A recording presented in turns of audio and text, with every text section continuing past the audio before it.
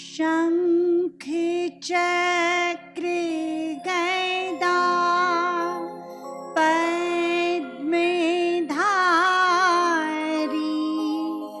हरि ओम नमो नारायण। नमस्कार नमस्कार नमस्कार। शंख चक्र गदा पद्म धारी,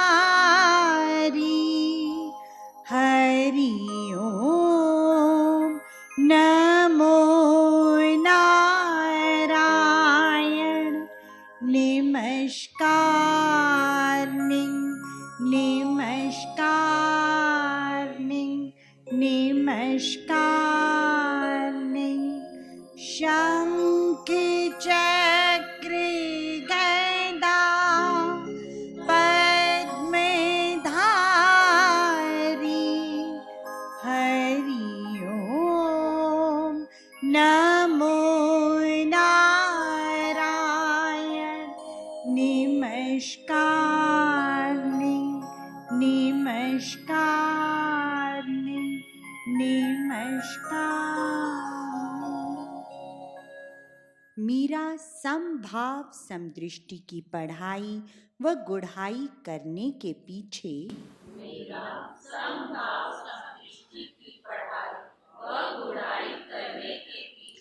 मुख्य उद्देश्य है अपने यथार्थ में बने रहने हेतु आत्मज्ञान द्वारा मन वचन कर्म से आत्मभाव अनुसार हर प्राणी के प्रति परमात्म दृष्टि व वृत्ति अपनाकर अपने आत्मबल का भरपूर प्रयोग करते हुए अब तक धारण किए हुए सूक्ष्म से सूक्ष्म दोषों का निवारण कर श्रेष्ठ विद्वान गुणवान बलवान धनवान बुद्धिमान व ज्ञानवान बन सज्जन भाव का वर्ताव कर एक अच्छे इंसान की तरह जीवन जीने के योग्य बनना।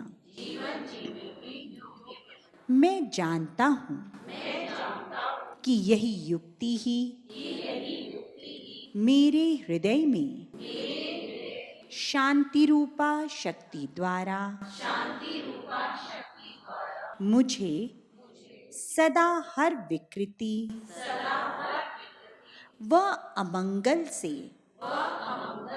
रक्षित रखने का अचूक हथियार है। इस हेतु मैं अपने इसी उद्देश्य सिद्धि के लिए सर्वव्यापक भगवान से बल बुद्धि व सुमति प्रदान करने की प्रार्थना करता हूँ। आज हम नीतियों के पालन के प्रति आत्मविश्लेषण करते हैं। नीतियों के पालन के प्रति आत्मविश्लेषण। जीवन उद्देश्य की पूर्ति हेतु प्रतिवर्ष 3 पोष से 13 माघ तक चलने वाले 40 दिनों के महाव्रत के महत्व को समझते हुए हमें सत्य रूप से सत्वस्तु के कुदरती ग्रंथ में वर्णित नीतियों की पालना के प्रति जागरूक रहना है, ताकि हम शांति शक्ति के धारक बन पूर्ण संतोष एवं धैर्य को प्राप्त कर निडरता से सच्चाई धर्म के रास्ते पर चल सकें। इस हेतु आवश्यकता है कि हम नीतियों की पालना के संदर्भ में अपनी वर्तमान स्थिति का सत्यता से विश्लेषण करें और जहाँ भी इनकी पालना के प्रति खुद को कमज़ोर पाएं, उस कमज़ोरी पर आत्मनियंत्रण द्वारा विजय प्राप्त कर आत्म सुधार करें। निस्संदेह तभी हम इस महाव्रत को निर्विघ्न संपन्न कर एक अच्छे व नेक इंसान की तरह आजीवन सदाचारी व निष्काम भाव से परोपकारी बने रह सकते हैं। आओ अब इस संदर्भ में निम्नलिखित बिंदुओं पर अपनी जांचना करते हैं। क्या हम सज्जन विचार के साथ प्रेम और शांति पूर्वक चालीसे पर बैठे हैं? क्या हमें सत्संग की प्रारंभिक विधि अर्थात हनुमान चालीसा, संकट मोचन, पंचकवित, भोग, हवन, गीता के श्लोक, आरती इत्यादि मौखिक रूप से याद है? क्या हमने मन, वचन, कर्म द्वारा ब्रह्मचर्य व्रत की पालना करने हेतु अपने आप को तैयार कर लिया है? इस संदर्भ में हमें याद रखना है कि आखिरी 7 दिन इस नीति का सख्ती से पालन करते हुए ही हमें चालीसे पर बैठना है। चालीसे की निर्विघ्न संपन्नता के लिए यह अति आवश्यक है। क्या हम चालीसे का पाठ गुलानारी रंग का दुपट्टा सिर पर करके सुबह 6 बजे से 10 बजे के अंदर या फिर दोपहर 2 बजे से रात 9 बजे के अंदर नित्य प्रति विधि अनुसार अफुरता से करते हैं?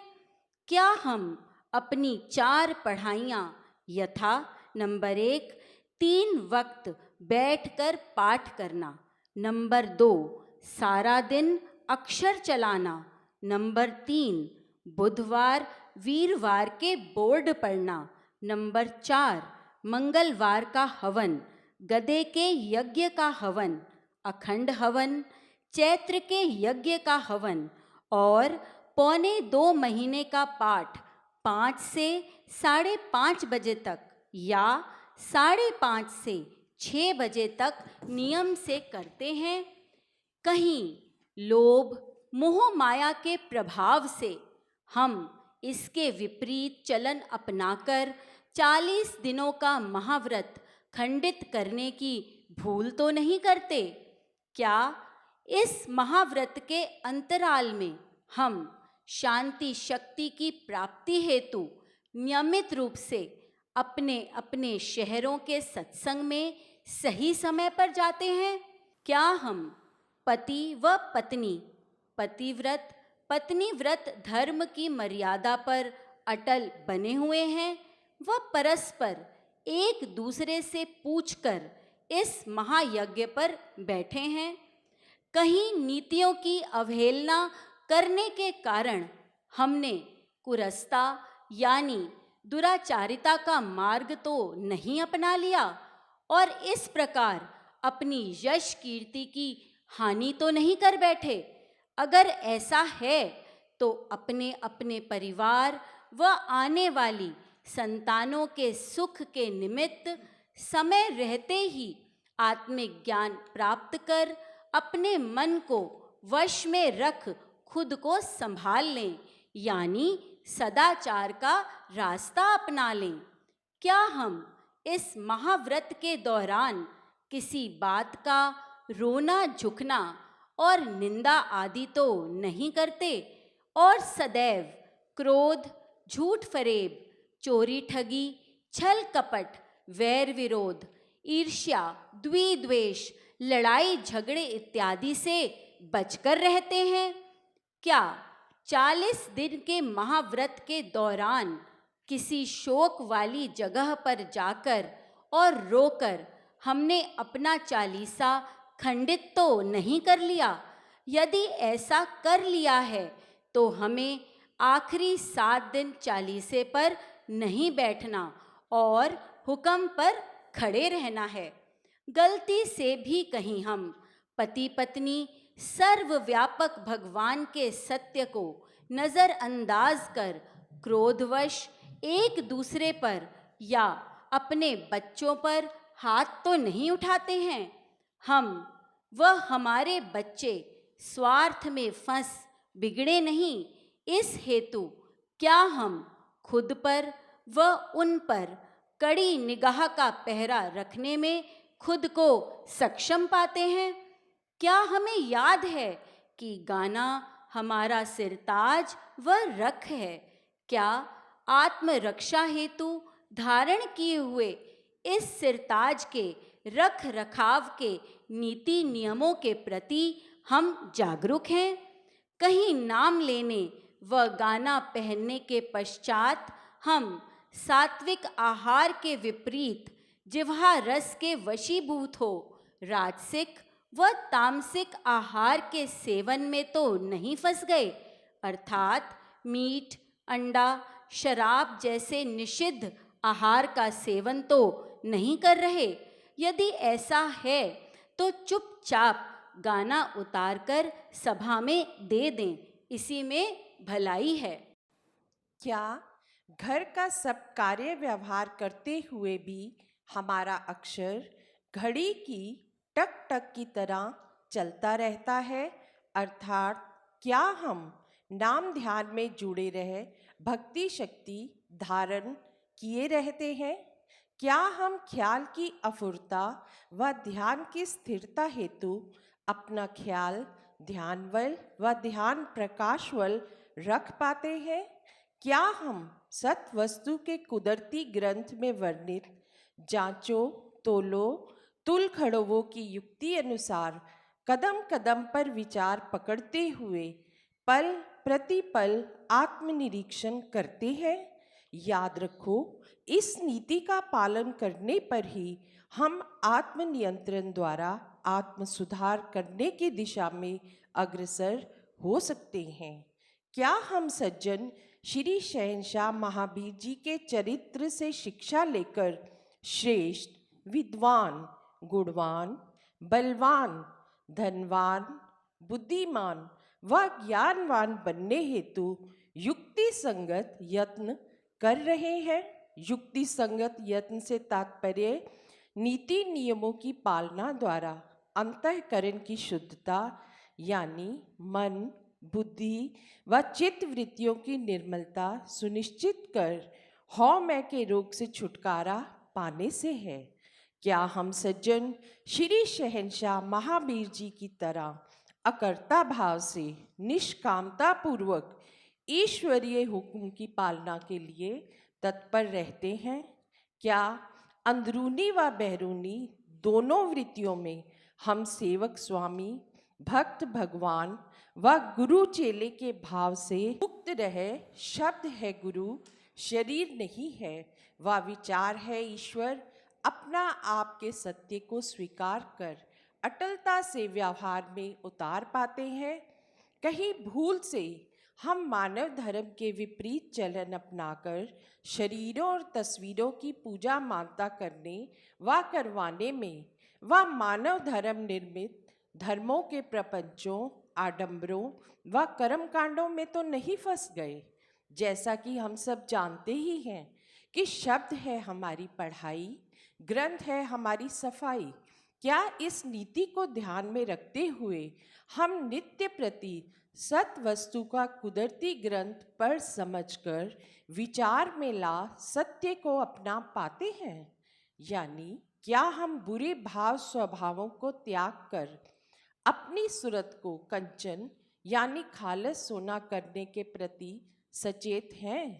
क्या हम जीवा स्वतंत्र रख पाते हैं? अर्थात परस्पर बातचीत के दौरान गाली गलौज या अपमान सूचक व निरर्थक शब्दों का प्रयोग तो नहीं करते। कहने का आशय यह है कि हम परस्पर सजनता व जीजी का बर्ताव करते हुए सत्य व मृदुभाषी बने रह पाते हैं? क्या हम इस विषय जगत में विचरते हुए अपना संकल्प स्वच्छ रख पाते हैं, अर्थात इच्छा व कामना के प्रभाव से विमुक्त हो आत्मतुष्ट तथा शरीर व जगत के विषयों से निर्लिप्त बने रह पाते हैं? क्या हम एक निगाह एक दृष्टि द्वारा जंचर बज्जर जड़ चेतन में एक दर्शन कर अपनी दृष्टि कंचन व दृष्टिकोण सकारात्मक रख पाते हैं? क्या हम अपने शरीर रूपी मकान के साथ साथ मन मंदिर की स्वच्छता व स्वस्थता का पूरा ध्यान रखते हैं? क्या हमारी अंदरूनी व बहरूनी दोनों वृत्तियां समरस है, यानी जो मन मंदिर प्रकाश है वही जग अंदर देखते हुए हमारा मन वचन कर्म एक रस रह पाता है? कहीं हमारी कथनी व करनी में फर्क तो नहीं है? क्या हम सत्वस्तु जो सर्व एकात्मा में है परमात्मा, उस हीरे की पहचान के लिए आवश्यक आत्मज्ञान प्राप्त करने हेतु तत्पर हैं? तात्पर्य यह है कि क्या हम आत्मिक ज्ञान की पढ़ाई के प्रति पूर्ण समर्पित व सजग हैं, अर्थात मन वचन कर्म द्वारा खुद सात्विक ज्ञान धारणा कर उसे वर्ताव में ला रहे हैं, ताकि हमारे बच्चे भी हमें देखकर इस परमार्थी पढ़ाई व गुढ़ाई अनुरूप चलन अपनाएं व पूर्ण निष्काम व समर्पण भाव से सर्वहित हेतु सत्वस्तु के कुदरती ग्रंथ की वाणी के प्रचार व प्रसार हेतु यत्न लड़ाकर परोपकार कमाएं? क्या हम साग को कढ़ा समझते हुए, अर्थात किसी बात की अपेक्षा इच्छा व शिकायत न करते हुए अपनी व परिवार की उन्नति के प्रति यत्नशील बने रहे अपनी हैसियत में प्रसन्नता से विचरने में ही आनंद मानते हैं?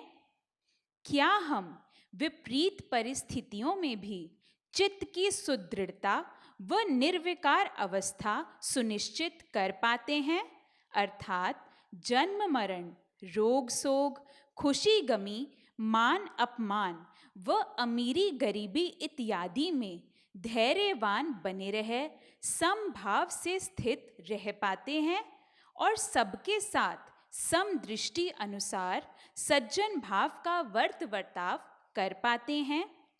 क्या हम अपने यथार्थ यानी अपनी अजरता अमरता के प्रति जागरूक रहे सत्यता पूर्वक निर्भयता से समस्त कार्य व्यवहार कर पाते हैं? कहने का तात्पर्य यह है कि कहीं मायावी आकर्षण के वशीभूत हो अज्ञान धारणा द्वारा हम नश्वरता यानी जड़ता में तो नहीं फंस रहे हैं? क्या हम मानव धर्म के अनुरूप मानवोचित गुण यथा सहृदयता शिष्टता शील उदारता क्षमा सज्जनता दया अहिंसा परोपकारिता आदि अपनाते हुए परस्पर इन्हीं का ही वर्ताव करते हैं, अर्थात धर्म के रास्ते पर सीधे चलते हुए अपने जीवन के प्रति परिवार के प्रति समाज के प्रति व विश्व के प्रति कर्तव्यों का निष्कामता से न्याय संगत पालन कर पाते हैं? क्या सज्जन श्री शहंशाह महावीर जी के द्वारे पर आने के बावजूद भी हम अपने पारिवारिक सदस्यों को नाम अक्षर से वंचित रखने की भूल तो नहीं कर रहे हैं? यानी क्या हम अपने परिवार जनों को सच्चाई धर्म के रास्ते पर चलने के लिए प्रेरित कर घर को सतयुग बनाने हेतु यत्नशील हैं? क्या हम अपने घर के बुजुर्गों की सेवा व बच्चों की पालना ठीक से हंसकर करते हैं? क्या नीति अनुसार घर में व सत्संग में विचरते हुए हमारे हृदय की प्रफुल्लता व चेहरे की मुस्कुराहट बनी रहती है? क्या हम एकता के प्रतीक इलाही व गुलानारी पातशाही रंग में रंग कर सबके साथ आत्मभाव व सज्जन भाव से विचरते हुए समदृष्टि अनुरूप एक जैसा वर्ताव करते हैं? क्या हम पूर्ण आत्मीयता के भाव से सर्वव्यापक, सर्वज्ञ, सर्वशक्तिमान ईश्वर के प्रति पूर्ण श्रद्धा तथा विश्वास रखते हुए स्वार्थ और परमार्थ दोनों में ही एकता, एक अवस्था बनाए रख पाते हैं?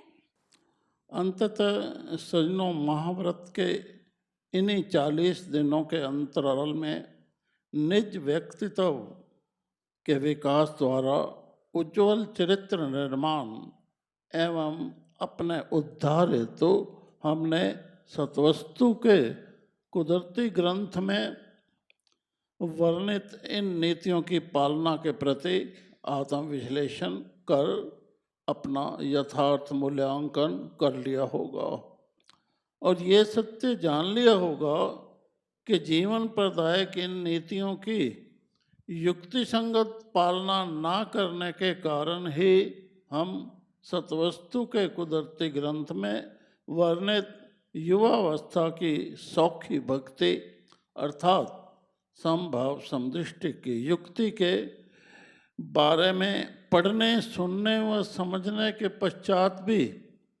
उसे अमल में नहीं ला पा रहे। अतः सजनों, आवश्यकता है संभलने की। अतः सजनों, आवश्यकता है संभलने की और संभालने की, नीतियों की पालना स्वयं करने की व करवाने की। इस कार्य सिद्धि के निमित्त ईश्वर द्वारा प्रदत्त ये 40 से का महायज्ञ वरदान है। यदि हम चाहें तो इस दौरान इन नीतियों की युक्ति संगत पालना द्वारा अपने ख्याल को ध्यानवल व ध्यान को प्रकाशवल साध सकते हैं और इस तरह उच्च बुद्धि, उच्च ख्याल हो नौजवान युवावस्था को धारण कर सकते हैं। सजनों, ये होगा भक्ति प्रबल और शक्ति ताकतवर हो जाना। इस प्राप्ति हेतु हमें पूरी लगन व निष्ठा से इस महाव्रत के दौरान पुरुषार्थ करना होगा। तभी हम आवागमन के चक्कर से मुक्त हो अपने असली घर परम धाम पहुँच विश्राम प्राप्त कर पाएंगे।